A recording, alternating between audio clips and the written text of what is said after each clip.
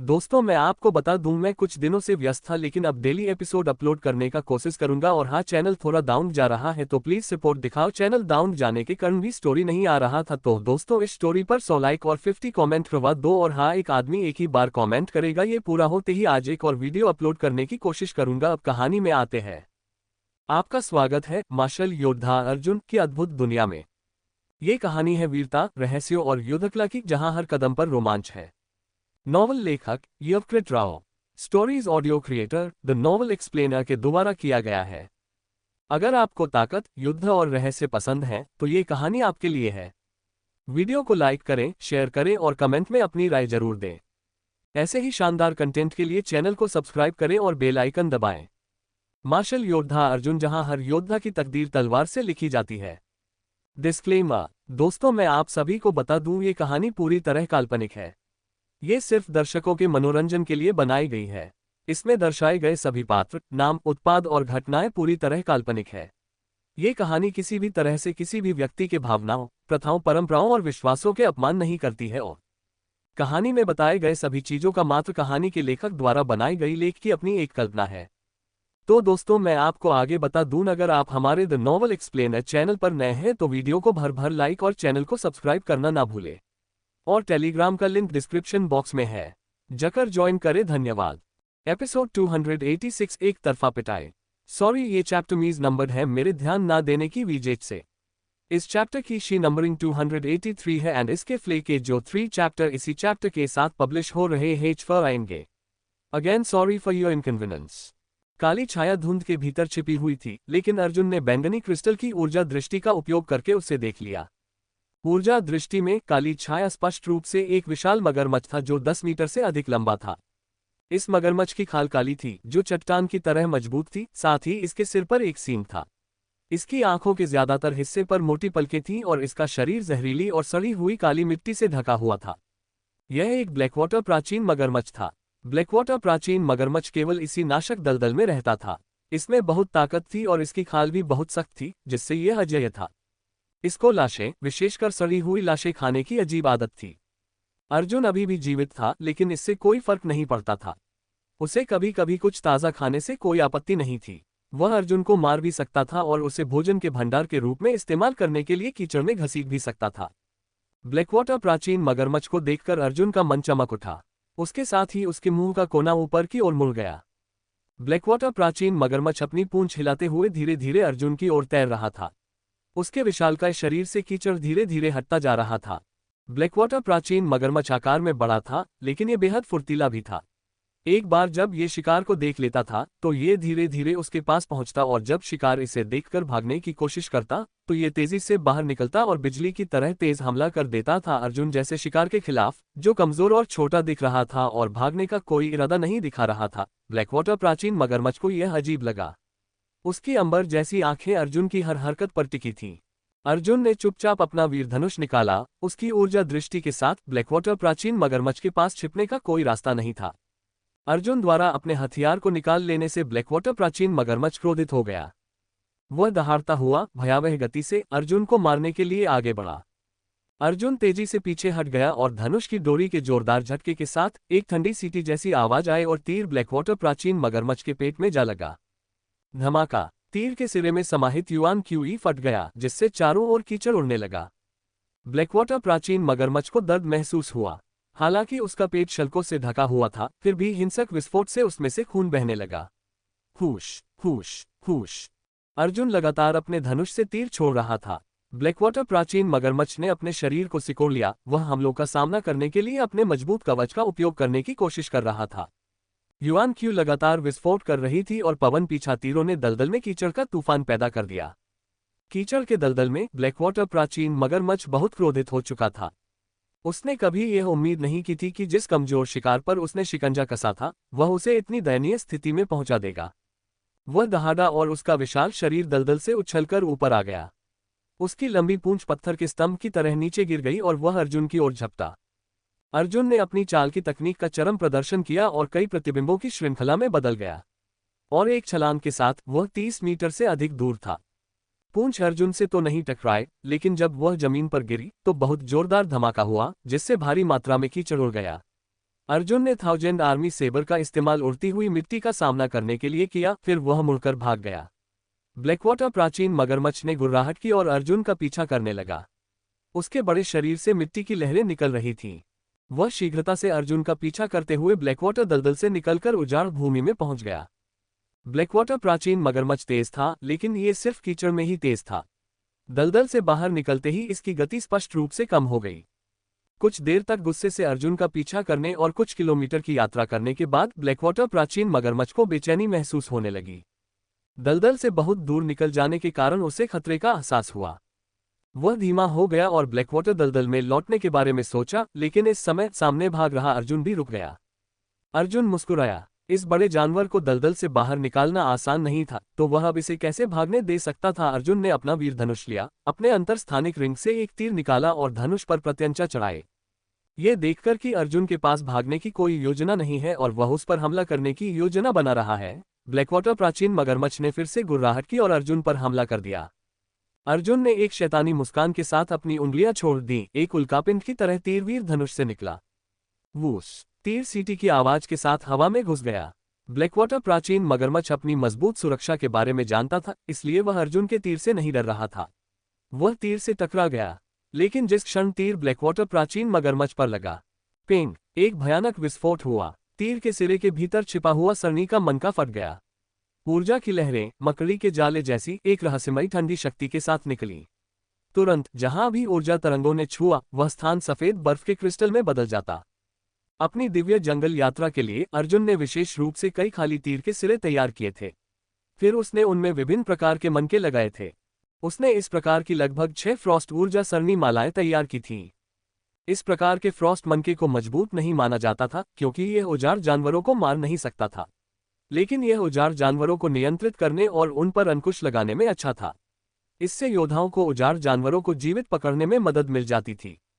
काचा! ब्लैकवाटर प्राचीन मगरमच्छ हवा का पीछा करने वाले तीर से टकराने के बाद पूरी तरह से महीन बर्फ के क्रिस्टल से ढक गया था।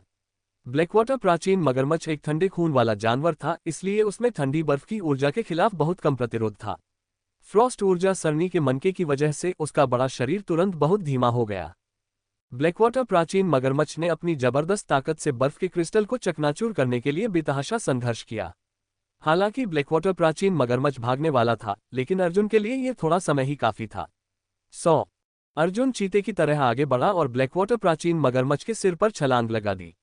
उसके शरीर से कई तरह की आवाजें निकलीं। झपटकर उसने अपने अंतस्थानिक रिंग से ईंट जैसा हथियार निकाला। यह विशेष रूप से उसके द्वारा दिव्य जंगल में प्रशिक्षण के लिए आने से पहले तैयार किया गया था।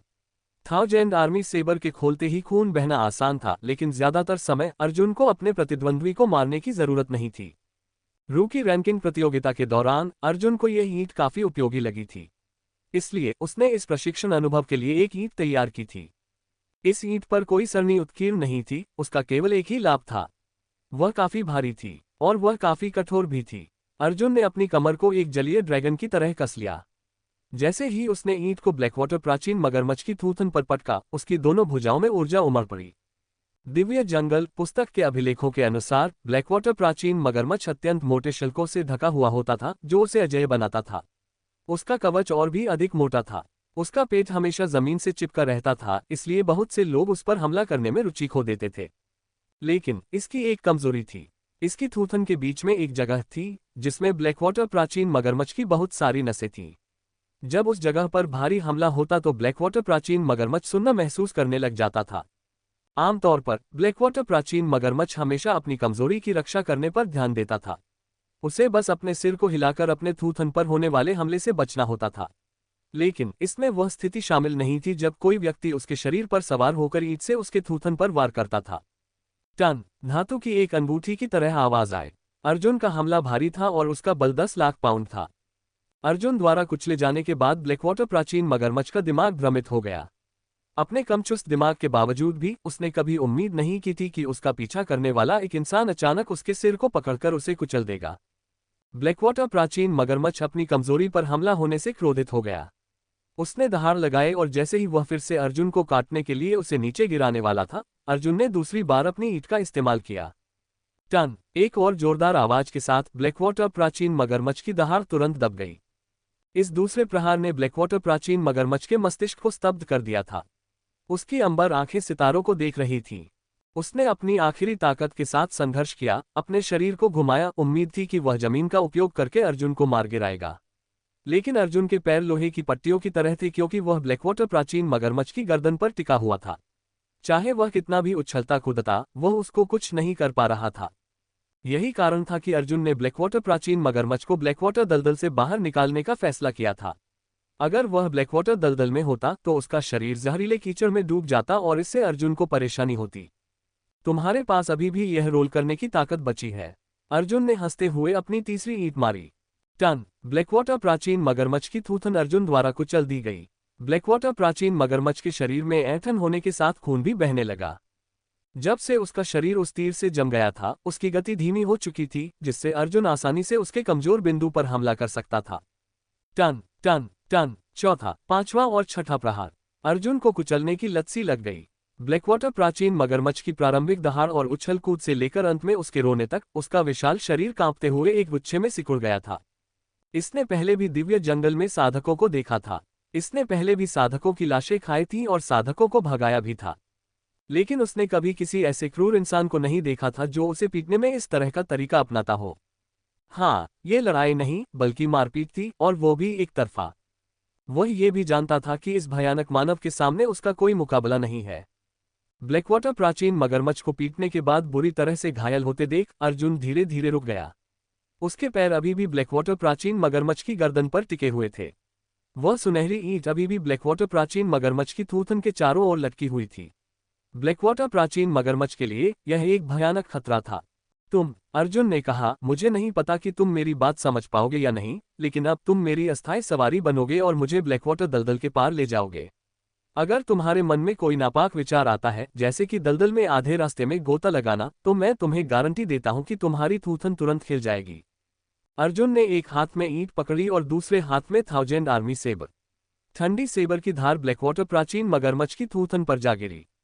अगर मैं ब्लैकवाटर दलदल में गिर गया तो मुझे अपनी युआन क्यूई खर्च करनी पड़ सकती है, लेकिन मैं आसानी से 2-4 घंटे तक जीवित रह सकता हूं। ये समय तुम्हें मारने के लिए मेरे पास पर्याप्त होगा। जैसे ही अर्जुन ने ये शब्द कहे, उसकी सेबर ब्लैकवाटर प्राचीन मगरमच्छ की थूथन पर फिसल गई। हालांकि यह ब्लैकवाटर प्राचीन मगरमच्छ के शल्कों को नहीं काट पाए, लेकिन इसने थूथन को एक ठंडा एहसास दिया, जिससे ब्लैकवाटर प्राचीन मगरमच्छ बुरी तरह डर गया। उजाड़ जानवरों में स्वाभाविक रूप से बुद्धि का स्तर अधिक होता है। अब जब उसकी जान को खतरा था और अर्जुन द्वारा पीटा गया था, तो ऐसा लग रहा था कि वह उसके इरादों को समझ गया था। यदि उसने प्रतिरोध नहीं किया और अर्जुन के इरादों का पालन किया, तो उसका जीवन संकट में नहीं था। आगे चलो। अर्जुन ने अपने सेबर से आगे की तरफ इशारा किया। ब्लैकवाटर प्राचीन मगरमच्छ कुछ देर के लिए स्तब्ध रह गया, फिर आखिरकार उसे अर्जुन के इरादे समझ में आए। फिर वह उसके इशारे की दिशा में रेंगने लगा। धीरे धीरे वह तेजी से रेंगने लगा और ब्लैकवाटर दलदल की ओर बढ़ने लगा। ब्लैकवाटर प्राचीन मगरमच्छ को सवारी के रूप में इस्तेमाल करके अर्जुन अपने शरीर को दलदल में जाने और बड़ी मात्रा में युआन क्यूई बर्बाद होने से रोकने में सक्षम था। इस प्रकार उसको केवल युआन क्यूई का उपयोग करके दलदल को फैलाने की आवश्यकता थी। इस तरह वह अपनी सहनशक्ति बनाए रखने के साथ साथ ब्लैकवाटर दलदल को भी तेजी से पार कर सकता था। एपिसोड 287। अनिरुद्ध राव। अंकुर का उत्तेजित चेहरा देखकर अर्जुन को गुस्सा आ गया। उसे पहले कभी यह एहसास नहीं हुआ कि यह बदमाश छोटी छोटी बातों पर उत्तेजित हो जाता है। ठीक है, एक रहस्यमय तकनीक जिसे ऋषि मुनि भी नहीं सीख सके, थोड़ी हास्यास्पद लगती है। अर्जुन, तुमने वह रहस्यमय तकनीक क्यों चुनी? महिमा को यह समझ से परे लगा। अर्जुन के पास एस्पेक्ट टोटेम में असाधारण प्रतिभा थी। अपने पर्पल ब्लड दायरे के चरण में वह जानवरों के निशानों को संघनित करने में मानव शासकों के बराबर या उनसे बेहतर था। लेकिन यह केवल तब था जब उसकी तुलना मानव लॉर्ड से की गई थी। वास्तविक मानव ऋषि और भी अधिक शक्तिशाली वीरान जानवरों को मार सकते थे और उनके द्वारा बनाए गए जानवरों के निशान और भी अधिक सुंदर होते थे। इसके अलावा ऋषियों के पास मजबूत आत्मिक शक्ति थी। उनके अनुभव के साथ साथ कानूनों और रहस्यवादी तकनीकों में उनकी अंतर्दृष्टि अर्जुन से कहीं अधिक थी। अब 10,000 जानवर टोटेम का चयन करके अर्जुन समय की बर्बादी कर रहा था, क्योंकि उसे यह विचार करना चाहिए था कि इस तकनीक के एस्पेक्ट टोटेम को युआन आधार क्षेत्र में भी संघनित नहीं किया जा सकता है। बैंगनी रक्त क्षेत्र की तो बात ही छोड़िए। अर्जुन, तुमने जो जानवर का निशान संघनित किया और फिर अवशोषित कर लिया, क्या ये 10,000 जानवर टोटेम के एस्पेक्ट टोटेम को संघनित करने में कोई मदद कर रहा है? महिमा ने अर्जुन से पूछा। एक बूंद बाल्टी में, अर्जुन ने असहाय होकर उत्तर दिया। फिलहाल ऐसा लगता है कि यह रहस्यवादी तकनीक काफी कठिन है। ये बहुत कठिन है, अंकुर ने कहा। भाई अर्जुन, तुम्हारे पास बहुत प्रतिभा है, इसलिए अपना समय बर्बाद मत करो। अपनी रहस्यवादी तकनीक को बदलने में अभी भी देर नहीं हुई है। मुझे लगता है कि युआन फाउंडेशन क्षेत्र में विकसित की जा सकने वाली उच्च श्रेणी की टोटेम रहस्यवादी तकनीकों में महारत हासिल करने में कोई परेशानी नहीं होगी। अंकुर ने ईमानदारी से अर्जुन को सलाह दी, यहाँ तक कि अर्जुन खुद भी झिझक रहा था। शायद 10,000 जानवर टोटेम का उसका चुनाव वाकई एक गलती थी। अब तक अर्जुन को युआन फाउंडेशन क्षेत्र में 10,000 जानवर टोटेम में महारत हासिल करने में आशा की एक झलक भी नहीं दिखी थी। शायद मुझे बदलाव करना चाहिए। पहले मेरे विचार बहुत सरल थे। अर्जुन को पहले से ही इस दृश्य का अंदाजा था जब वह बूढ़े आदमी विश्वनाथ को अपनी रहस्यवादी तकनीक बदलने के लिए कहेगा। पहले तो बूढ़ा आदमी एक आत्मसंतुष्ट नजर से मुस्कुराएगा, वह अर्जुन का मजाक भी उड़ा सकता था। मुझे बहुत पहले से पता था कि तुम वापस आओगे। तुम्हारे एल्डर यानी कि मैं जिन पुलों पर चले हैं वे उन सड़कों से भी लंबे हैं जिन पर तुम 100 से ज्यादा बार चले हो। मेरी सलाह मानना गलत कैसे हो सकता है? जो तुमने गलत किया है उसे सुधारना एक महान गुण है। ये बूढ़ा आदमी, अर्जुन ने अपना सिर हिलाया। मैं उसे एक बार आत्मसंतुष्ट महसूस करने दूंगा। हालांकि 10,000 जानवर टोटेम की साधना असफल रही, लेकिन अर्जुन को इसका कोई अफसोस नहीं था। उसे समझ पाने के लिए ऐसी चीजें आजमानी तो थी ही। इसके अलावा जब वह मानव लॉर्ड बन जाएगा तो 10,000 पशु टोटेम की साधना करना बहुत मुश्किल नहीं होगा। ये सबसे अच्छा है। महिमा ने सिर हिलाया। उसने अर्जुन के फैसले का समर्थन किया। लेकिन अर्जुन, तुम्हारी निश्चित रूप से बड़ी आकांक्षाएं हैं। ऐसी रहस्यमय तकनीक जिसे ऋषि भी नहीं सीख सकते, और ऊपर से यह सिर्फ एक अवशेष है। विवरण पढ़ते हुए मेरी रुचि इसमें पूरी तरह से खत्म हो गई थी। लेकिन तुमने वास्तव में इसके लिए गौरव अंक दे दिए। बस तुम्हारा यही साहस मुझे प्रशंसा से भर देता है। ये व्यक्ति की प्रतिभा पर निर्भर करता था। अगर कोई आम व्यक्ति 10,000 जानवरों का टोटेम चुनता तो महिमा सोचती कि उसके दिमाग में कोई समस्या है, लेकिन जब अर्जुन ने इसे चुना तो यह आकलन अब पहले जैसा नहीं रहा। ये साहस का आकलन बन गया था। चलो ट्रेनिंग पर चलते हैं। मुझे एक अच्छी जगह पता है। अंकुर हंसा और आगे बढ़ते हुए कहा। उसे लड़ाई करना बहुत पसंद था। रूकी रैंकिंग प्रतियोगिता में बिताए समय के अलावा उसने अपना सारा समय दिव्य जंगल में जानवरों को मारने में बिताया था। ठीक है, बाकी लोगों ने भी यही कहा। अर्जुन अब अकेले यात्रा करना नहीं चाहता था। उसने पहले ही 10,000 जानवरों के टोटेम को अस्थायी रूप से छोड़ने की प्रारंभिक योजना बना ली थी। अब इन लोगों का पीछा करने में कोई समस्या नहीं थी और यह बहुत सुरक्षित भी था। समूह एक पत्थर के जंगल से गुजरा और वहां उनकी मुलाकात कुछ औजार जानवरों से भी हुई जिन्होंने अचानक हमला कर दिया था, लेकिन समूह ने उन्हें आसानी से काबू कर लिया। अंकुर ने जिस जगह का जिक्र किया था वह एक घाटी थी। जब अर्जुन ने घाटी में प्रवेश किया तो उसने पाया कि घाटी के भीतर शुद्ध यांग ऊर्जा अन्य स्थानों की तुलना में अधिक तीव्र थी। यह उल्कापिंड घाटी में एक आध्यात्मिक क्षेत्र की तरह था। बेशक इसकी तुलना गिरे हुए सितारा द्वार से नहीं की जा सकती थी। ये जगह वाकई बहुत अच्छी है।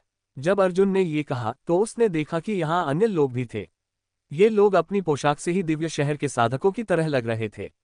और बीच में जो व्यक्ति था उसने बैंगनी रंग का ड्रैगन सूट पहना हुआ था। उसके हाथ में बैंगनी रंग की तलवार थी और उसकी उपस्थिति दबंग जैसी लग रही थी। आसपास के लोग उस युवक का सम्मान कर रहे थे जो बैंगनी तलवार लिए हुए था। चाहे उनके शब्द हो या व्यवहार, वे बैंगनी तलवार वाले युवक के प्रति अत्यंत सम्मानपूर्ण थे। यह अनिरुद्ध राव है। महिमा ने थोड़ा भौहें सिकोड़ी। सूरतगढ़ दिव्य साम्राज्य के सभी शाही परिवार का उपनाम राव था। सूरतगढ़ दिव्य साम्राज्य में राव भी एक बड़ा उपनाम था। अगर कोई सुपर फैमिली कुलों के वंश वृक्षों का अनुसरण करे तो उनका दिव्य साम्राज्य के शाही परिवार के साथ रक्त संबंध होता ही था। अनिरुद्ध का परिवार भी उन्हीं परिवारों में से एक था। हालांकि वह सीधे राजघराने से नहीं था, फिर भी उसे शाही सम्मान मिलता था। साथ ही वह अपनी असाधारण प्रतिभा के कारण ड्रैगन सूट पहन सकता था। अनिरुद्ध तीसरे वर्ष के साधकों में सबसे प्रमुख लोगों में से एक था। उसे स्वर्ग रोल के शीर्ष 100 में स्थान दिया गया था और पृथ्वी रोल पर 100 से थोड़ा ऊपर। इसके अलावा उसने अपना स्वयं का संघ भी बना रखा था जिसका नाम पर्पल मेपल एसोसिएशन था। अध्यक्ष के रूप में वो दिव्य शहर के प्रभावशाली लोगों में से एक है। अर्जुन के बगल में खड़े विराट ने कहा। विराट दिव्य शहर के सभी प्रभावशाली लोगों को जानता था। जैसे अर्जुन और कंपनी ने अनिरुद्ध को देखा था, अनिरुद्ध ने भी स्वाभाविक रूप से अर्जुन को देख लिया था। उसने कोई संकेत नहीं दिया, लेकिन उसके अनुचर आगे आए। दूसरी जगह चले जाओ, ये घाटी हमारी है। ये लोग अनिरुद्ध के परिवार के कबीलों में बहुत पहले से शामिल थे। राव परिवार की दबंग छवि के कारण वे अक्सर अपना दबदबा दिखाते रहते थे। अंकुर का गुस्सा और भी बुरा था। इन छोटे बच्चों को अपनी ताकत का प्रदर्शन करते देख उसका चेहरा उतर गया। तुम क्या हो? क्या तुम्हें मुझसे बात करने का भी अधिकार है?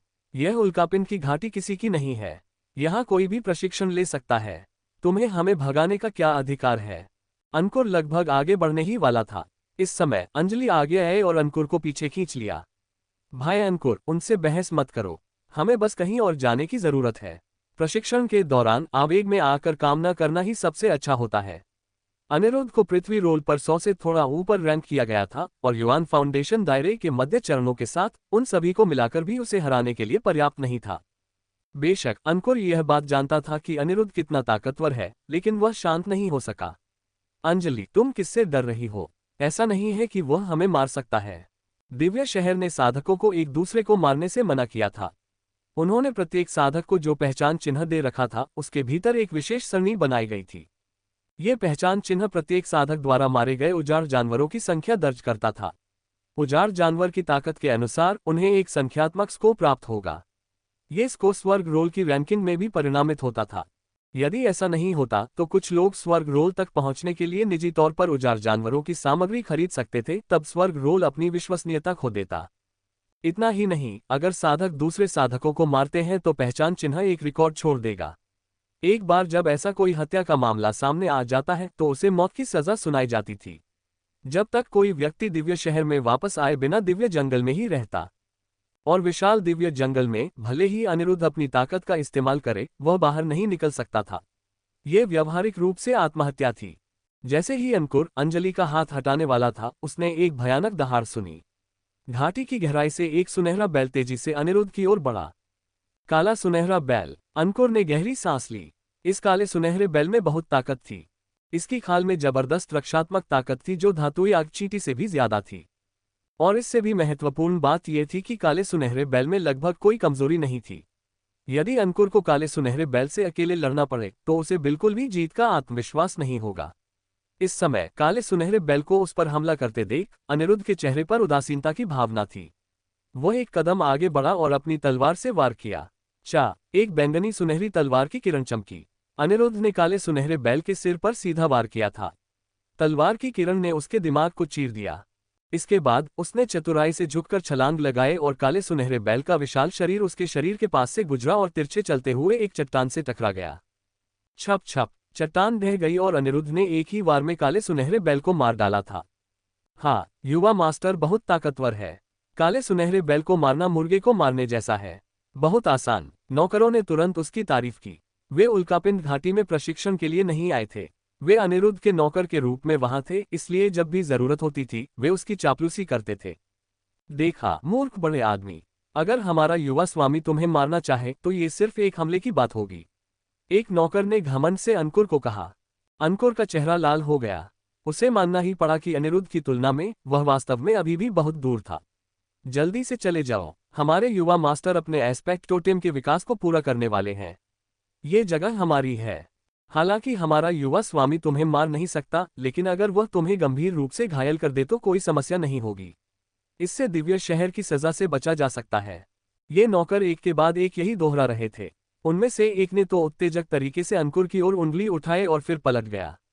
उसका मानना था कि अंकुर और उसके साथियों को आखिरकार इस बात को स्वीकार करना ही पड़ेगा।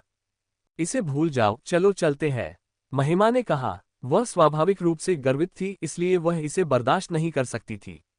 लेकिन वह दबाव वाली स्थिति के सामने असहाय थी। जब महिमा जाने वाली थी, उसने देखा कि अर्जुन वहां से हिला भी नहीं। अर्जुन, रुको, कोई जल्दी नहीं है, वह मुस्कुराया। ये नौकर, जिनकी आंखें उन्हें तुच्छ तरीके से घूर रही थीं, इससे तो मिट्टी की मूर्तियां भी नाराज हो जाती।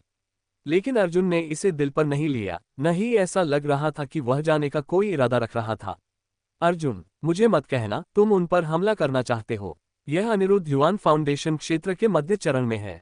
2 महीने तक उसे न देखने से महिमा ने अनुमान लगाया था कि अर्जुन की ताकत फिर से बढ़ गई होगी।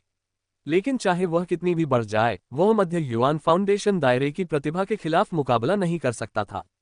जब अर्जुन ने रंजन अरोड़ा को हराया था, तब रंजन का साधना स्तर युवान की नींव के करीब था। पर्पल ब्लड और युवान फाउंडेशन के बीच बहुत बड़ा अंतर था। नहीं, मुझे अपनी सीमाएं पता है। चलो बस थोड़ी देर यहीं रुकते हैं और देखते हैं। अर्जुन ने अपने मुंह के कोनों पर हल्का सा कल करके मुस्कुराया। अर्जुन के होठों पर कल देखकर महिमा का दिल बेवजह धड़कना बंद हो गया। दरअसल अर्जुन तो सामान्य रूप से मुस्कुरा रहा था, लेकिन महिमा की आंखों में उसे लगा कि इस मुस्कान में एक दुष्टता का स्वाद है। एपिसोड 288 जानवर लुभाने वाली घास। तुम क्यों नहीं जा रहे हो? अनिरुद्ध के नौकर दूर से चिल्लाए। अर्जुन ने चिल्लाकर कहा, हम तुम्हारे उजाड़ जानवरों को नहीं चुराएंगे। हमारे लिए यहाँ खड़े होकर देखना ठीक रहेगा, है ना? क्या तुम यंग मास्टर अनिरुद्ध के जानवर के निशान को संघनित करने की तकनीक चुराने की कोशिश कर रहे हो? नौकरों ने सोचा कि वे अर्जुन के इरादों को समझ गए हैं, इसलिए वे तिरस्कारपूर्वक मुस्कुराए। तो क्या हुआ अगर हम तुम्हें देखने दें? तुम्हें लगता है कि जानवर के निशान को संघनित करना कुछ ऐसा है जिसे तुम सिर्फ देखकर सीख सकते हो? उन्हें रहने दो, अनिरुद्ध ने कहा। चूंकि वे उसके दर्शक बनने को तैयार थे, इसलिए इसमें कोई बुराई नहीं थी। इसके अलावा महिमा और अंजलि दोनों ही युवा युवतियां थीं। दर्शकों के रूप में सुंदर लड़कियों का होना बुरा नहीं था। युवा मास्टर अनिरुद्ध का एस्पेक्टो टीम बहुत जल्द आगे बढ़ने वाला है ना? एक नौकर ने अनिरुद्ध से पूछा। हाँ, अगर आज सब कुछ ठीक रहा तो शायद आज ही यह पूरा हो जाएगा।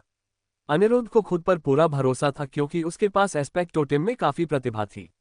हालांकि वह युआन फाउंडेशन दायरे से पहले एस्पेक्टो टीम को संघनित करने में सफल नहीं हुआ था, लेकिन उसने जो भी जानवर चिन्ह संघनित किया वह उच्च गुणवत्ता का था। इसलिए भले ही इसे युआन फाउंडेशन दायरे के बाद संघनित किया गया था, लेकिन टोटेम रहस्यवादी तकनीक की उसकी साधना तीव्र गति से आगे बढ़ी थी। युवा मास्टर निश्चित रूप से महान है। आप युआन फाउंडेशन दायरे के मध्य चरणों में एक कुलीन रैंक वाले एस्पेक्ट टोटेम को संघनित करने वाले हैं। भविष्य में आपके पास युआन फाउंडेशन दायरे के शिखर पर एक जानवर जनरल रैंक वाला एस्पेक्ट टोटेम होगा। जब आप एक मानव लॉर्ड बन जाते हैं तो यह एक जानवर राजा रैंक का होगा, और मानव लॉर्ड के शिखर पर यह एक आदिम प्रजाति रैंक भी हो सकता है। एस्पेक्ट टोटेम की रैंक उजाड़ जानवरों के समान थी। आमतौर पर केवल ऋषि ही आदिम प्रजाति श्रेणी वाले एस्पेक्ट टोटेम को संघनित कर सकते थे।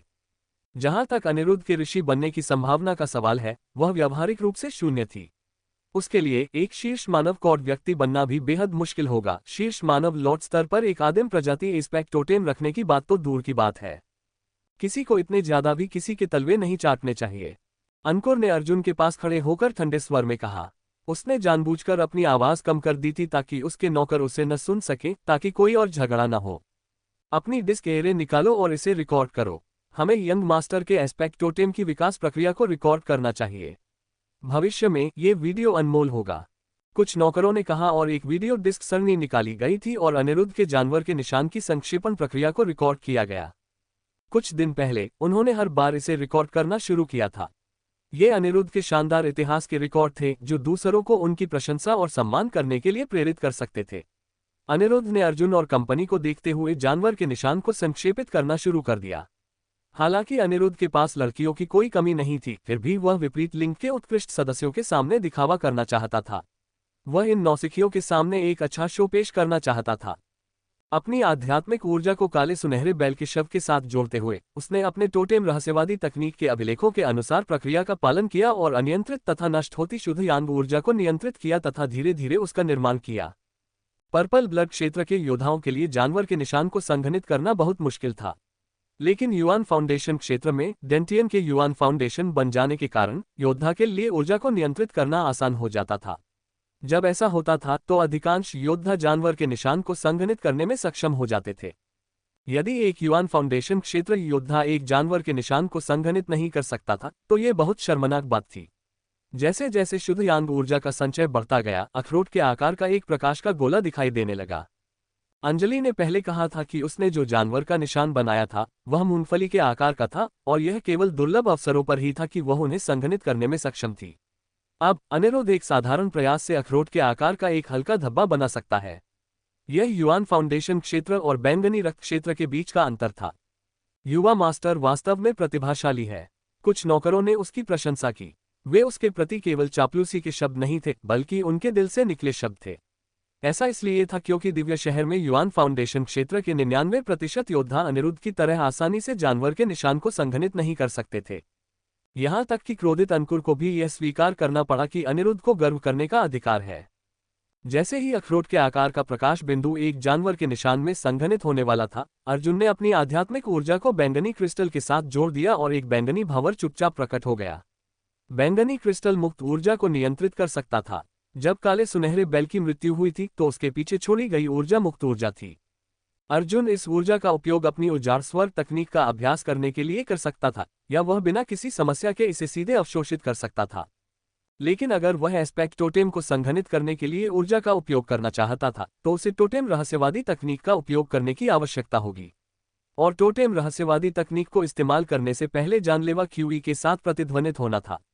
चूंकि बैल को अर्जुन ने नहीं मारा था इसलिए यह असंभव था, लेकिन अगर वह परेशानी खड़ी करना चाहता तो ऐसा करना बहुत आसान था। एक विचार मात्र से ही दूर स्थित शुद्ध यांग ऊर्जा तुरंत अस्त व्यस्त हो गई।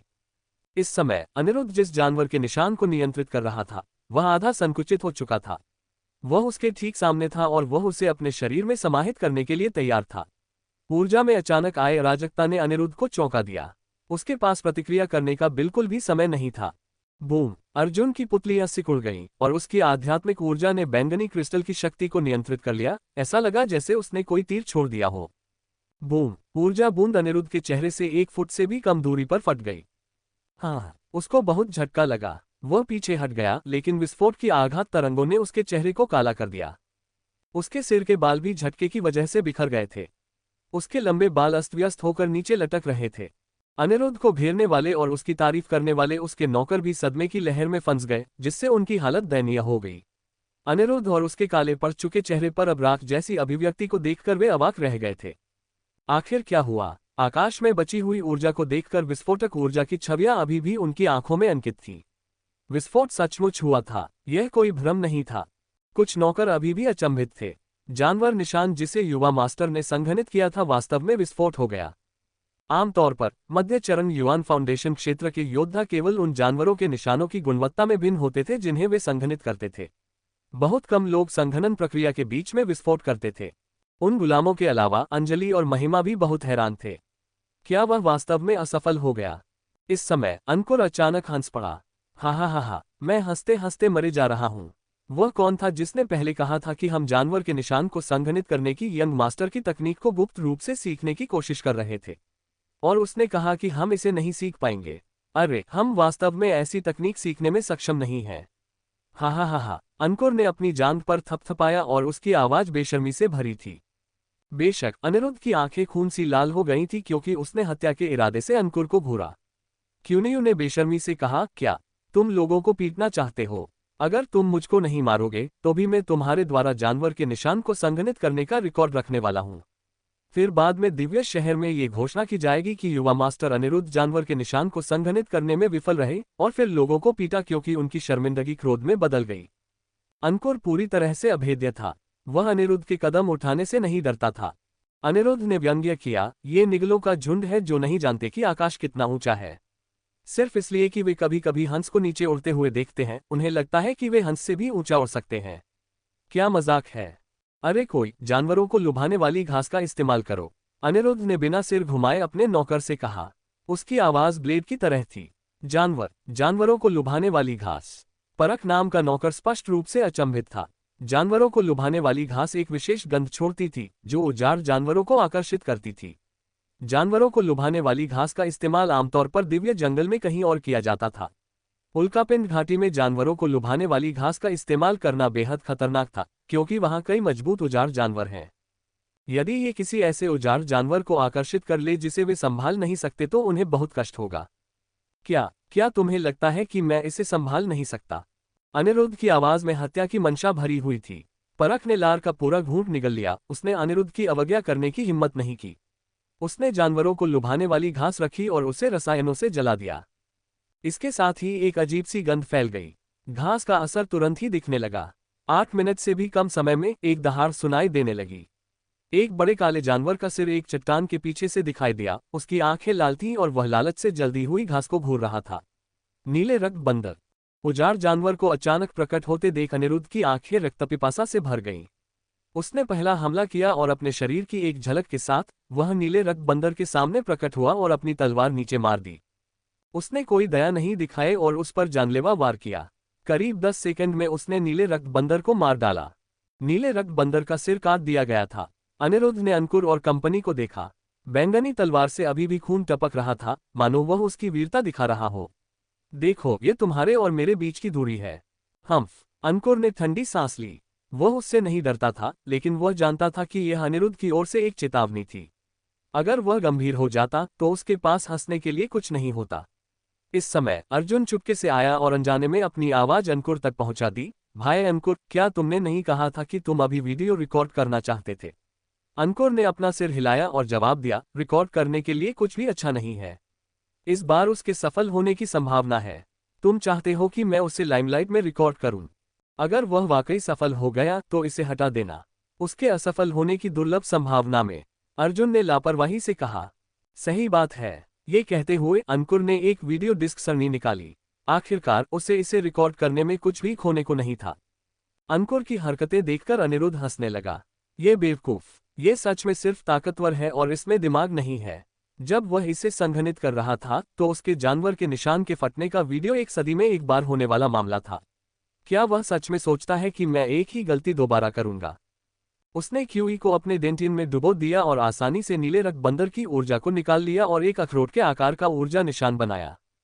उसने जानबूझकर अंकुर के लिए ऊर्जा रक्त को संरेखित किया ताकि वह बेहतर कोण से वीडियो रिकॉर्ड कर सके।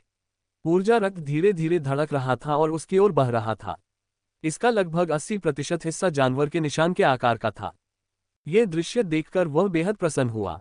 अंकुर पर उसकी नज़र शक्ति प्रदर्शन की थी। अखरोट के आकार के जानवर के निशान का स्पष्ट रूप था। यह पर्पल ब्लड क्षेत्र के योद्धाओं की इज्जत को धूल में मिला सकता था। क्या तुम वीडियो रिकॉर्ड करना चाहते हो? तो इसे रिकॉर्ड करो, अनिरुद्ध ने घृणा से हंसते हुए कहा। उसने अपना मुंह खोला और जानवर के निशान को सोखना शुरू कर दिया। इसी समय उसके चेहरे का भाव बदल गया और वह पीला पड़ गया। बूम! बिना किसी चेतावनी के नीले रंग के बंदर का जानवर जैसा निशान उससे 3 इंच दूर फट गया। अनिरुद्ध की प्रतिक्रिया चाहे जितनी भी तेज क्यों न रही हो, बहुत देर हो चुकी थी। वह बहुत तेजी से पीछे की ओर भागा, लेकिन विस्फोट से उसका मुंह फिर भी खून से लथपथ हो गया। यहां तक कि उसके दांत भी लगभग गिर गए। पेंग! जब वह पीछे हटा तो वह एक चट्टान से टकराया और लगभग जमीन पर गिर गया। उसने खुद को सहारा देने के लिए बैंगनी तलवार का इस्तेमाल किया और अपना पैर जमाया। इस समय उसके बाल बिखरे हुए थे, उसका चेहरा भयानक रूप से पीला था और उसकी अभिव्यक्ति गंभीर थी। आखिर क्या हुआ? एपिसोड 289 भयानक उजाड़ जानवर। हा, अंकुर हंसते हुए उछल पड़ा। मैंने अपने जीवन में पहले कभी इतना अच्छा शो नहीं देखा है। भाई अर्जुन, तुम वाकई भविष्यवक्ता हो। शुक्र है मैंने इसे रिकॉर्ड कर लिया। अंकुर ने अर्जुन के कंधों को जोर से हिलाते हुए कहा। उसने खुशी से अपने हाथों में वीडियो डिस्क सरणी लहराई। इसमें अनिरुद्ध एक पूर्ण मंदबुद्धि दिख रहा है। अर्जुन ने हंसते हुए कहा, मैं तो बस ऐसे ही कह रहा था। मुझे उम्मीद नहीं थी कि ऐसा हो जाएगा। कहीं मेरी जबान काली तो नहीं है? हा, क्या काली जबान? नहीं, ये तो बिल्कुल भगवान के शब्दों जैसे है। तुम जो भी कहते हो वही होता है। मैं तो बस यही सोच रहा हूं कि यह उस दुष्ट के मुंह में क्यों नहीं फटा। अंकुर ने कुछ अफसोस के साथ कहा। अर्जुन ने जब ये सुना तो उसे एक अजीब सी ठंडक महसूस हुई। क्या यह आदमी पागल तो नहीं है? यह अंकुर निश्चित रूप से दुष्ट है, लेकिन यह असंभव था, भले ही वह वास्तव में इसे अनिरुद्ध के मुंह में विस्फोट करना चाहता था। लेकिन 3 इंच की दूरी अर्जुन की सीमा थी। जैसे जैसे जानवर का निशान बनता गया, जानवर के निशान और अनिरुद्ध के डेंटिन के बीच का संबंध मजबूत होता गया और जानवर के निशान की ऊर्जा ऐसी ऊर्जा बन गई जिसका एक मालिक था। जब ऐसा होता तो बैंगनी क्रिस्टल फिर इसे नियंत्रित नहीं कर सकता था। अंकुर के हाथ में डिस्क सरणी को देखकर अनिरुद्ध ने अपनी मुठ्ठियां भींच ली और उसके नाखून उसके मांस में गहराई तक धंस गए थे। आज क्या हो रहा था? ऐसा क्यों हुआ? युवा मालिक, ये बस एक दुर्घटना थी, है ना? एक नौकर ने अनुमान लगाया जब उसने अनिरुद्ध की निर्दयी अभिव्यक्ति को देखा। चुप रहो, अनिरुद्ध ने गहरी आवाज में कहा। नौकर तुरंत चुप हो गया और उसने एक और शब्द कहने की हिम्मत नहीं की। क्या एक दुर्घटना 2 बार हो सकती है? इसके पीछे क्या कारण था? वह वाकई पागल हो रहा था। उसे नहीं पता था कि समस्या कहाँ है। उसे तो यहाँ तक संदेह था कि उसकी आत्मा में कोई समस्या है। क्या यह अचानक जानवरों के निशानों को संघनित करने के लिए अनुपयुक्त हो गई थी? चाहे कारण कुछ भी हो, अनिरुद्ध को लगा कि आज और अधिक साधना करना व्यर्थ है। अपनी बार बार की असफलताओं को नजरअंदाज करते हुए वह अपनी वर्तमान मनस्थिति को भी शांत करने में असमर्थ था। एक एस्पेक्ट टोटेम की साधना करने के लिए मन की शांत अवस्था की आवश्यकता होती है। जब एक समूह के लोग उसे देख रहे थे तथा किसी ने डिस्क एरे वीडियो भी रिकॉर्ड कर रखा था, तो अनिरुद्ध को ऐसा महसूस हो रहा था मानो वह मंच पर प्रदर्शन कर रहा एक जोकर हो। यद्यपि अनिरुद्ध एक और जानवर के निशान को संघनित करने का प्रयास करना चाहता था, लेकिन किसी अज्ञात कारण से उसे यह अंदेशा था कि उसका तीसरा प्रयास भी असफल हो जाएगा। अपने उग्र मन को शांत करने से पहले उसने कुछ गहरी सांसें लीं। अपने हाथ में बैंगनी तलवार लेकर वह अंकुर की ओर चल पड़ा। तुम क्या चाहते हो? क्या तुम लड़ना चाहते हो? अंकुर को उसका सामना करने का आत्मविश्वास नहीं था। आखिरकार वह एक ऐसा व्यक्ति था जिसकी दिव्य शहर की पृथ्वी रोल पर रैंक 100 के आसपास थी। यहां तक कि अर्जुन भी उसका मुकाबला नहीं कर सकता था। मुझे डिस्कैरे दे दो, मैं यहां से चला जाऊंगा। चूंकि वह इस समय साधना करने में सक्षम नहीं था, इसलिए उसने वहां से जाने की योजना बनाई। इसलिए ये जगह स्वाभाविक रूप से अंकुर और उसके साथियों के लिए छोड़ दी गई, लेकिन वह नहीं चाहता था कि अंकुर को उसके दयनीय प्रदर्शन की एक डिस्क सरणी रहे। अंकुर के व्यक्तित्व को देखते हुए यह बहुत संभव था कि वह डिस्क सरणी का वीडियो लीक कर दे। ये कुछ ऐसा था जिसने अनिरुद्ध को घृणा से भर दिया। अंकुर ने नाक भान सिकोड़ी। वह डिस्क सरणी का उपयोग करके अनिरुद्ध को फटकारना चाहता था और चोट पर नमक छिड़कना चाहता था। लेकिन इससे पहले कि वह अपना मुंह खोल पाता, अर्जुन ने कहा, उसे दे दो। भाई अर्जुन। अंकुर ने अर्जुन पर नजर डाली। उसने पाया कि अनिरुद्ध एक आंखों में खटकने वाला व्यक्ति था और उसे लगा कि उसका अपमान न करना उसके लिए दुख की बात होगी।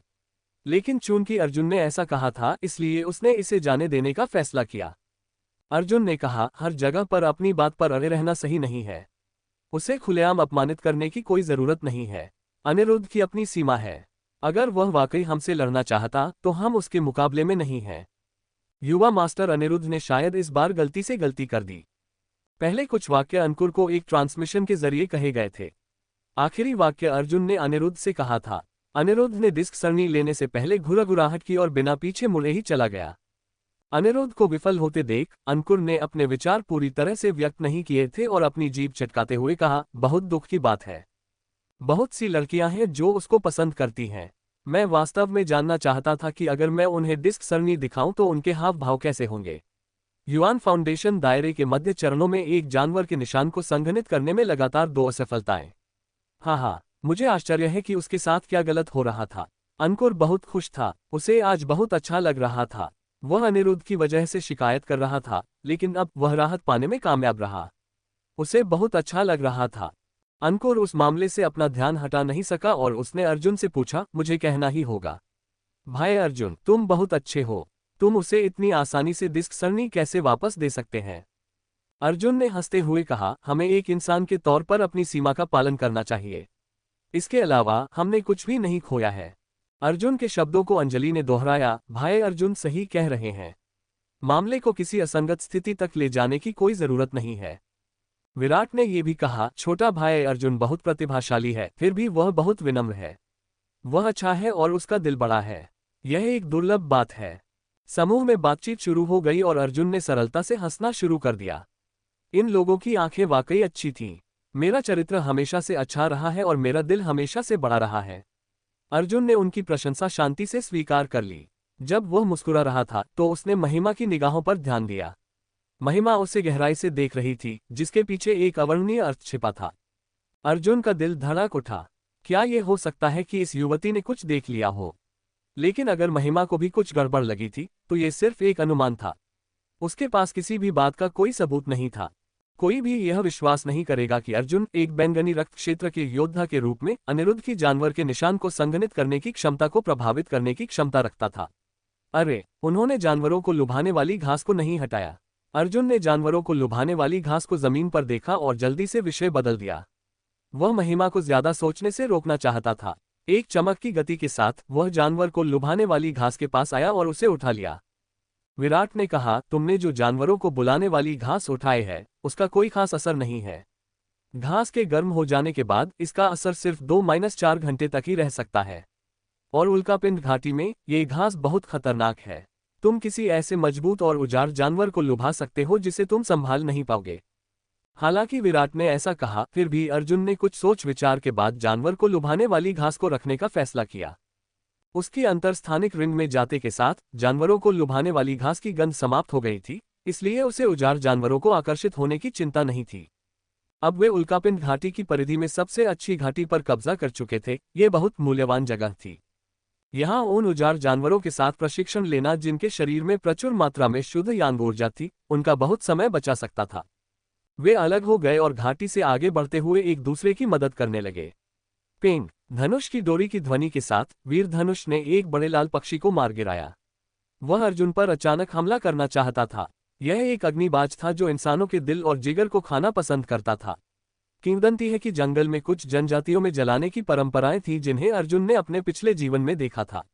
वे मृतकों की लाशों को जलाने की विधि के रूप में अग्निबाज को खिलाते थे, जिससे उनकी आत्माएं स्वर्ग में उठ जाती थीं। पवन पीछा करने वाला तीर अग्निबाज के पेट में घुस गया था। मरने से पहले उसके तीखे पंजे अर्जुन पर बिना उसे गिराए ही वार कर गए। लेकिन अर्जुन अच्छी तरह से तैयार था। उसने 1000 आर्मी सेबर से वार किया और एक ही वार में अग्निबाज को काट डाला।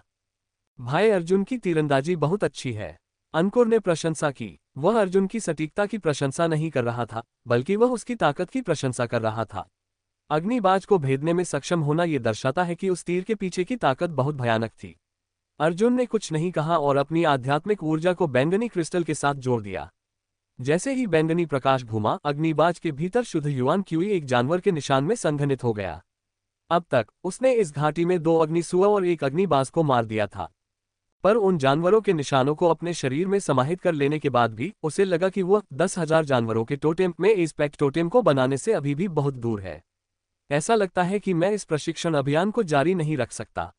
मुझे एक और टोटेम रहस्यवादी तकनीक के लिए दिव्य शहर लौटना होगा।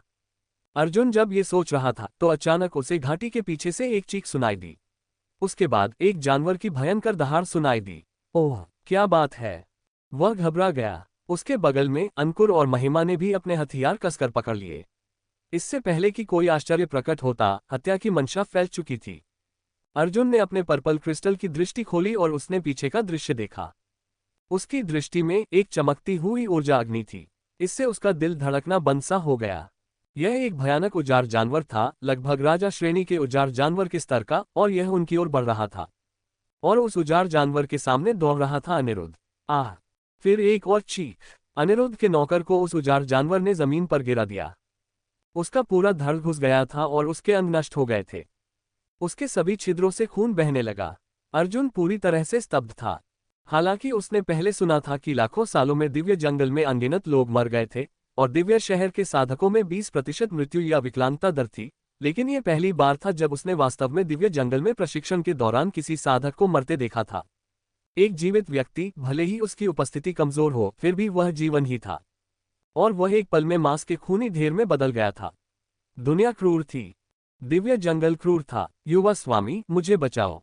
अनिरुद्ध के पीछे एक दिल दहला देने वाली चीख थी, लेकिन अनिरुद्ध के कानों में उस चीख से जू तक नहीं रेंगी। उसे बस इस बात से नफरत थी कि इस बार वह अपने साथ पर्याप्त अनुयायी नहीं लाया था। उसके जितने ज्यादा अनुयायी होते, वे उसके पीछे के विशाल राक्षस को उतना ही ज्यादा उसके पास पहुंचने में देरी कर सकते थे। आधे सेकंड की देरी भी अच्छी थी, लेकिन यह ठीक था। उसको अभी भी याद था कि अर्जुन, महिमा और कंपनी इस घाटी में प्रवेश कर चुके थे। अर्जुन और उसके साथी उसके नौकरों से ज्यादा ताकतवर थे। उनके साथ होने से उसके बचने की संभावना ज्यादा थी। इस विचार को ध्यान में रखते हुए अनिरुद्ध ने अपनी गति बढ़ा दी और अर्जुन और उसके साथियों की ओर दौड़ा। ये सब कुछ पल भर में हुआ। तभी अर्जुन जोर से चिल्लाया, भागो! ये कहते हुए वह मुड़ा और भाग गया। ओह! महिमा और अंकुर के पास अर्जुन के जैसी ऊर्जा दृष्टि नहीं थी और उन्हें नहीं पता था कि क्या हुआ था। हालांकि उन्होंने चीख सुनी थी और अर्जुन की प्रतिक्रिया देखकर उन्होंने संकोच नहीं किया और वे तुरंत उसका पीछा करते हुए भागने लगे। विराट और अंजलि ने भी देरी नहीं की। वे समूह में सबसे कमजोर थे। अर्जुन जैसे व्यक्ति को पीला पड़ते देखकर उन्हें पता चल गया कि कोई भयानक अस्तित्व सामने आया है। ऐसे अस्तित्व के सामने वे 1 सेकंड में मारे जाएंगे। एपिसोड 290 खतरा। हर तरफ खतरा। यह अनिरुद्ध सचमुच दुष्ट है। अर्जुन ने मन ही मन कोसा। ये घाटी उल्कापिंड घाटी की गहराई में जाती थी। तार्किक रूप से कहें तो अनिरुद्ध अगर रात के लिए शिविर लगाने के लिए जगह खोजने से पहले घाटी छोड़ना चाहता था तो वह उल्कापिंड घाटी की बाहरी परिधि की ओर जाता। एक भयानक उजाड़ जानवर से मिलने के बाद उसे बाहर की ओर भाग जाना चाहिए था। अगर वह राक्षस उल्कापिंड घाटी की सीमा को छोड़ना नहीं चाहता था तो वह बच सकता था, लेकिन उसका विकल्प इसके विपरीत था। वह उल्कापिंड घाटी में वापस भाग गया। जाहिर है अनिरुद्ध को लगता था कि उल्कापिंड की घाटी से बच निकलने की संभावना बहुत कम थी, इसलिए उसने मुसीबत को टालने के लिए दूसरों को उजाड़ जानवर से भिड़ाने की सोची। अर्जुन, क्या हो रहा है? महिमा ने भागते हुए पूछा। लेकिन जैसे ही उसने पूछा, अर्जुन को जवाब देने की भी जरूरत नहीं रही। क्योंकि उसने अनिरुद्ध को उनकी ओर भागते हुए देखा था और उसके पीछे एक बहुत बड़ी सुनहरी मकड़ी थी। ये बाघ जैसी धारियों से ढकी हुई थी और इसके सिर पर 3 हरी आंखें थीं। इसका पूरा शरीर चमक रहा था। ये 3 आंखों वाली मकड़ी है। महिमा ने अपने दिमाग में जानकारी खोजी और केवल 3 आंखों वाली मकड़ी ही इस जानवर के सबसे करीब थी। लेकिन 3 आंखों वाली मकड़ी में बाघ की धारियां नहीं होती थीं, न ही उसके शरीर पर चमक होती थी। क्या ये कोई अलग जानवर हो सकता है? महिमा ने गहरी ठंडी सांस ली। दिव्य जंगल में अनगिनत संख्या में उजाड़ जानवर थे और उनकी कई किस्में थीं। कभी कभी विशेष सौभाग्यपूर्ण घटनाओं जैसे कि किसी खजाने को निगलने या अन्य कारणों से कुछ म्यूटेट हो जाते थे और अधिकांश म्यूटेशन उन्हें उनके मूल स्वरूप से अधिक शक्तिशाली बना देते थे। मूल रूप से 3 आंखों वाली मकड़ी पहले से ही बहुत मजबूत थी और महिमा को पता था कि वह उसका मुकाबला नहीं कर सकती और अब उनके सामने एक म्यूटेटेड 3 आंखों वाली मकड़ी थी। यह कोई आश्चर्य की बात नहीं थी कि अनिरुद्ध भाग रहा था। वे एक घाटी में थे और वहां केवल एक ही रास्ता था। अगर वे म्यूटेटेड मकड़ी से आगे नहीं भाग पाते तो शायद वे सभी यहीं मर जाते। लोगों, भागो मत, रुको और इस दुष्ट को मारने के लिए मेरे साथ मिलकर काम करो। अनिरुद्ध ने अर्जुन और उसके साथियों के पीछे से चिल्लाया। तेज हवा के कारण उसकी आवाज में एक कर्कश स्वर था। मैं अभी राक्षस से लड़ रहा था। हालांकि मैं उसका मुकाबला नहीं कर सकता, लेकिन मैं उससे उतना कमतर भी नहीं हूं। तुम्हारी मदद से जीत पक्की है। अगर हम भागते रहे तो आखिरकार हम बारी बारी से उसके हाथों मारे जाएंगे। अनिरुद्ध ने चिल्लाया। विराट लगभग रुक गया क्योंकि अनिरुद्ध ने जो कहा वह सही लग रहा था। वे अब उल्कापिंड घाटी में गहराई तक भाग रहे थे। वे जितने गहरे जाते, उजाड़ जानवरों की संख्या और उनकी ताकत बढ़ती ही जाती। ये सीधा सीधा आत्महत्या के बराबर था। यदि वे हताश ना होकर सिर्फ लड़ना कर देते तो बचने की संभावना रहती। उसकी बातों पर विश्वास मत करो। विराट ने जैसे ही हिचकिचाहट दिखाए, अर्जुन की भयंकर आवाज उसके कानों में गूंज उठी। वह सिर्फ इतना चाहता है कि तुम उसकी पीठ के पीछे हो जाने के लिए अपनी गति धीमी करो। मैं तुम्हें गारंटी देता हूं कि अगर तुम रुक गए तो वह तुम्हें पछाड़ देगा और भागने वाला पहला व्यक्ति होगा। अर्जुन अपनी बैंगनी क्रिस्टल दृष्टि के माध्यम से म्यूटेटेड 3 आंखों वाले मकड़ी की शक्ति को महसूस कर सकता था। यह ऐसी चीज नहीं थी जिसे उनके जैसे बच्चों का समूह संभाल सके। शायद अगर कोई मानव लौट आए तो वह इस 3 आंखों वाली मकड़ी को संभाल सकता था। 10 किलोमीटर आगे एक गहरा तालाब है। तालाब का पानी हड्डियों तक ठंडा है और यह अथाह गहरा भी है। हम शायद उसी से बचकर निकल सके। जब समूह भाग रहा था, महिमा ने शांति से कहा। वह एक योद्धा थी जो बर्फ के नियमों का पालन करती थी, इसलिए वह उल्कापिंड घाटी में अत्यधिक ठंडे स्थानों से अच्छी तरह परिचित थी। क्या तुमने कभी गहरे तालाब का पता लगाया है? अर्जुन ने जोर देकर पूछा। ज्यादा नहीं, मैं सिर्फ कुछ 100 मीटर गहराई तक ही गई थी। इससे ज्यादा गहराई में जाने पर बिल्कुल अंधेरा हो जाता है और मुझे नहीं पता कि यह कहाँ जाता है, इसलिए मैं आगे नहीं बढ़ी। यह शायद किसी भूमिगत नदी की ओर जाता है। महिमा ने जल्दी से अपना विश्लेषण दिया। 10 किलोमीटर, हम इसे पूरा कर सकते हैं। चलो जोखिम उठाते हैं। अर्जुन ने अपना फैसला किया। अपनी ताकत के साथ वे पूरी गति से लगभग 100-200 सेकंड में 10 किलोमीटर की दूरी तय कर सकते थे। विराट और अंजलि के पास गति सरणी थी, जिसके कारण वे आसानी से आगे बढ़ सकते थे। यदि ऐसा ना होता तो अर्जुन भी उनका ख्याल नहीं रख पाता, क्योंकि वह खुद को बचाने पर ध्यान देता या उन्हें। अनिरुद्ध उन सभी से आगे निकल रहा था क्योंकि उसकी गति उन सभी से अधिक थी। ये छोटे कमीने चालाक हैं, लेकिन ये बेकार है। मैं फिर भी तुम सभी से आगे निकल जाऊंगा। अनिरुद्ध ने अपने दांत पीस लिए। उसे ठंडे तालाब के बारे में भी पता था। 10 किलोमीटर, 8 किलोमीटर, 5 किलोमीटर। ठंडा तालाब करीब आ रहा था, लेकिन म्यूटेटेड 3 आंखों वाली मकड़ी भी उनके बीच की दूरी को कम कर रही थी। अचानक एक विशालकाय काले बंदर के आकार का उजाड़ जानवर बिना किसी चेतावनी के अर्जुन और कंपनी के सामने आ गया। यह एक नीला रंग बंदर था। वे सभी चौंक गए। यह उसी तरह का उजाड़ जानवर था जिसे पहले अनिरुद्ध ने मारा था। लेकिन अनिरुद्ध शक्तिशाली था, पर उसे भी इस जानवर को मारने से पहले कुछ हमलों की आवश्यकता थी। जहां तक अंकुर और महिमा की बात है, नीले रंग बंदर को उनके लिए मारना बेहद मुश्किल होगा। इसकी रक्षात्मक शक्ति धातुई अग्नि चींटी से कहीं ज्यादा मजबूत थी। धातुई अग्नि चींटी की कमजोरी उसके एंटेना थे, लेकिन नीले रंग बंदर की कोई कमजोरी नहीं थी। इसका अचानक प्रकट होना, जिसने उन्हें रोक दिया, एक बहुत बेकार स्थिति थी।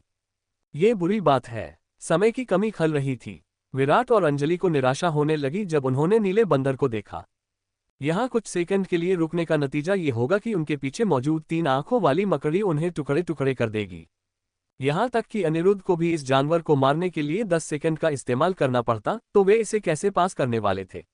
जब वे लगभग निराशा में डूब चुके थे तभी एक छाया चमकी और उनके ठीक सामने आ गई। आरजू अपनी 1000 आर्मी सेबर हाथ में लेकर आगे कूद पड़ा था। उस पल उसकी आंखें हत्या के इरादे से भरी हुई थीं, लेकिन उसका मन बेहद शांत था। सेबर कब के 32 शब्द उसके दिमाग में कौंध गए। सेबर की सच्चाई उस पल बेहद स्पष्ट हो गई थी। धमाका! अर्जुन के पीछे से चमकती हुई सूर्य क्यूई फूट पड़ी, जिससे तांग घाटी की एक शानदार तस्वीर बन गई। ड्रैगन और बाघ की दहाड़ की तरह 1000 आर्मी सेबर अर्जुन के शरीर का एक विस्तार बन गई और उसके साथ एक हो गई। सेबर सत्य के 32 शब्द सेबर के साथ एक। अर्जुन का पूरा शरीर और 1000 आर्मी सेबर एक चमकदार ब्लेड बीम में बदल गए, इससे पहले कि वह नीले रक्त बंदर पर वार करे। नीले रक्त बंदर ने दहाड़ते हुए अर्जुन की ओर एक जोरदार थप्पड़ मारा। इसकी अनोखी ताकत एक थपकी से पहाड़ी को गिराने में सक्षम थी। लेकिन अर्जुन भी बहुत तेज था। वह इतना तेज था कि रक्त बंदर के हमले से पहले ही अर्जुन की सेबर उसे लग चुकी थी। स्विश! खून के रंग की तलवार की किरण आसमान में चमक उठी, मानो तलवार की किरण ने प्रकाश को निगल लिया हो, जिससे उसके आसपास का वातावरण अंधकार में हो गया हो। ऐसा लग रहा था मानो पूरी दुनिया में तलवार ही एकमात्र चीज बची हो।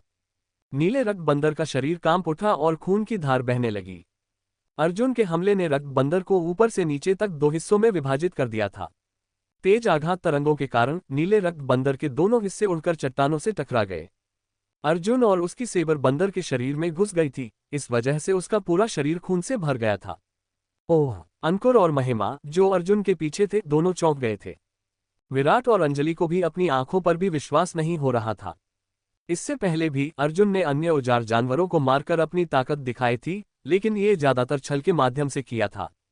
उसने औजार जानवरों की कमजोरियों पर हमला किया था। वह कभी ऐसा नहीं था जैसा नीले रक्त बंदर के साथ किया गया था। इस बंदर में भयानक रक्षात्मक शक्ति थी, फिर भी एक बार से उसे 2 टुकड़ों में काट देना। यहां तक कि अनिरुद्ध, जो उनके पीछे दौड़ रहा था, उसका दिल भी धड़कना बंद हो गया। ये हमला बहुत भयानक था। उसका सबसे शक्तिशाली हमला भी इतना नुकसान नहीं पहुंचा सकता था। बेशक आक्रमण शक्ति किसी की युद्ध शक्ति का सिर्फ एक पहलू थी। अनिरुद्ध के पास अभी भी ऐसे फायदे थे जो अर्जुन के पास नहीं थे, जैसे कि एस्पेक्ट टोटेम, कानूनों की जानकारी और युआन क्यूई की मात्रा। लेकिन फिर भी इसने अनिरुद्ध को भयभीत कर दिया। क्या एक बैंगनी रक्त क्षेत्र के योद्धा की आक्रमण शक्ति इस स्तर तक पहुंच सकती है? उसको अचानक लगा कि आज अर्जुन को अपमानित करने के बाद यदि अर्जुन बच गया तो वह संभवतः उससे तीव्र तरीके से बदला लेगा। बस यही सोचते ही अनिरुद्ध के दिल में हत्या की नीयत जाग उठी। अर्जुन, क्या तुम ठीक हो? महिमा ने कहा, जब वह तेजी से जमीन पर चलने के लिए अपनी चाल तकनीकों का इस्तेमाल कर रही थी। उस हमले से अर्जुन पूरी तरह से थक गया था। पिछले 2 महीनों में सेबर कब्र की सेबर सच्चाई को समझने की कड़ी मेहनत के बाद ये सबसे शक्तिशाली हमला था। सेबर की चाल में हत्या का भाव था। अजेय मन के साथ कोई भी अन्य सभी पहलुओं में अजेय होगा। सेबर कब्र के मालिक द्वारा छोड़े गए सेबर सत्य के 32 शब्दों में सबसे भयानक बात थी इसके हमले।